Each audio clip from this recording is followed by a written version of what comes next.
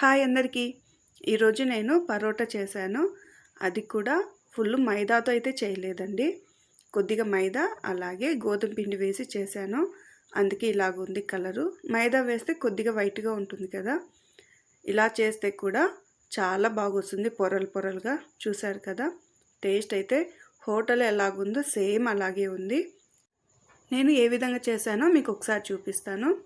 నేను ఒక కడాయి తీసుకున్నా, అందులో ఒక 3 స్పూన్స్ ఆయిల్, 1 స్పూన్ నెయ్యి తీసుకున్నాను.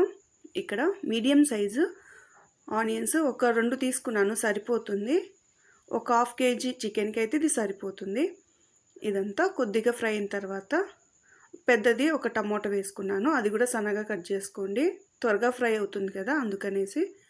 ఈ విధంగా ఒక 2 నిమిషాలు ఫ్రై అయితే సరిపోతుంది, మరీ మెత్తగా అవ్వాల్సిన అవసరం లేదు. దీన్ని పేస్ట్ చేస్తాం కాబట్టి కొద్దిగా ఉడికితే సరిపోతుంది. ఇక్కడ అల్లం వెల్లుల్లి పేస్ట్ ఒక 2 స్పూన్లు తీసుకున్నాను.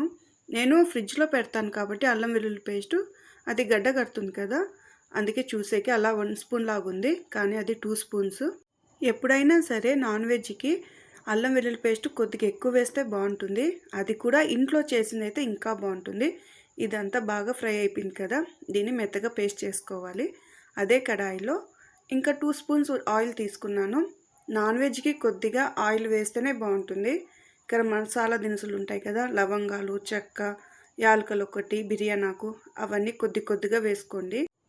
ఇక్కడ నేను చికెన్లో కొద్దిగా పసుపు, కొద్దిగా నిమ్మరసము, అలాగే ఒక 2 స్పూన్స్ వరకు సాల్ట్ తీసుకున్నాను. ఇలా కొద్దిసేపు పెట్టడం వల్ల ఆ ముక్కలకి సాల్ట్ అనేది బాగా పడుతుంది. ఇదంతా బాగా ఫ్రై చేసుకోండి ఒక 5 నిమిషాలు. అందులోనే వాటర్ అంతా వెళ్ళిపోవాలి. అలాగే ఇక్కడ నేను 1 స్పూన్ కారం, 2 స్పూన్స్ ధనియాల పొడి, 1 స్పూన్ గరం మసాలా తీసుకున్నాను. ఇదంతా ఒక 1/2 కేజీ, అంటే 1/2 కేజీ కన్నా కొద్దిగా ఎక్కువ ఉంటుంది చికెన్, అంతే సరిపోతుంది ఈ క్వాంటిటీ దీనికి. ఆ మసాలా అనేది ఆ ముక్కలకి పట్టే విధంగా కలుపుతూ ఫ్రై చేసుకోండి. అలా చేయడం వల్ల ఆ ముక్క అనేది సాఫ్ట్గా ఉడుకుతుంది, అలాగే టేస్టీగా కూడా ఉంటుంది. ఇక్కడ పేస్ట్ చేసి పెట్టాం కదా ఆనియన్స్, అవి ఫస్ట్ ఫ్రై చేసినవి, ఆ పేస్ట్ని ఇందులో వేసుకున్నాను. దీనివల్ల ఈ కర్రీకి అనేది టేస్ట్ చాలా బాగుంటుంది. ఇప్పుడు ఒక మీడియం ఫ్లేమ్లో 5 నిమిషాలు మూత క్లోజ్ చేసుకొని ఉడికించండి, చాలా బాగుంటుంది. ఇలా చేయడం వల్ల సాఫ్ట్గా వస్తుంది. హై ఫ్లేమ్లో చికెన్ ఎప్పుడూ చేయకూడదు, లో ఫ్లేమ్లో చేస్తేనే ముక్క అనేది కరెక్ట్గా ఉడుకుతుంది. ఇక్కడ మసాలా పట్టాను కదా, ఆ మిక్సీ జార్లో ఉండే వాటర్ని ఇందులో వేసుకున్నాను. అలా చేయడం వల్ల అందులోనే మసాలా అనేది కూడా వస్తుంది, వేస్ట్ అవ్వకుండా ఉంటుంది. నేనైతే ఆ మిక్సీ జార్లోనే లాస్ట్లో కొద్దిగా వాటర్ వేసి వేస్తాను. ఇక్కడ సాల్ట్ అయితే నాకు సరిపోయింది. మీకు కావాలంటే ఇక్కడ చెక్ చేసుకొని కొద్దిగా వేసుకోండి. ఇక్కడ చూసారు కదా, ఆయిల్ కొద్దిగా సపరేట్ వస్తుంది. అలా వచ్చేటప్పుడు కొద్దిగా కస్తూరి మేతి వేసుకోండి, చాలా బాగుంటుంది స్మెల్ కానీ టేస్ట్ కానీ. నాన్ వెజ్కి ఇది నేనైతే అన్నిటికీ వేస్తాను. అలాగే కొత్తిమీర కూడా నేను కొద్దిగా ఎక్కువే వేస్తాను. 2 స్పూన్స్ పెరుగు వేసుకున్నాను. చాలా వరకు చికెన్ కర్రీలో పెరుగు వేయరు, కానీ ఈ విధంగా ఒకసారి ట్రై చేయండి, చాలా బాగుంటుంది టేస్ట్. ఇది వేయడం వల్ల ఆ ముక్కలు అనేది చాలా సాఫ్ట్గా ఉడుకుతాయి, రబ్బర్ లాగా నారలాగా ఉండదు. ఇంకా చూడండి, ఆయిల్ అంతా ఇలా సపరేట్గా వచ్చేయాలి. ఈ విధంగా చేసుకుంటే కర్రీ అనేది చాలా బాగుంటుంది. మీరు కూడా ఒకసారి ఇంట్లో ట్రై చేయండి, ఖచ్చితంగా నచ్చుతుంది. మీరు ఈ విధంగా చేసినప్పుడు చపాతి కానీ పరోటా కానీ చేయండి, కాంబినేషన్ అయితే అద్దరిపోతుంది, అంత బాగుంటుంది. ఇక్కడ నేనైతే పరోటా చేశాను.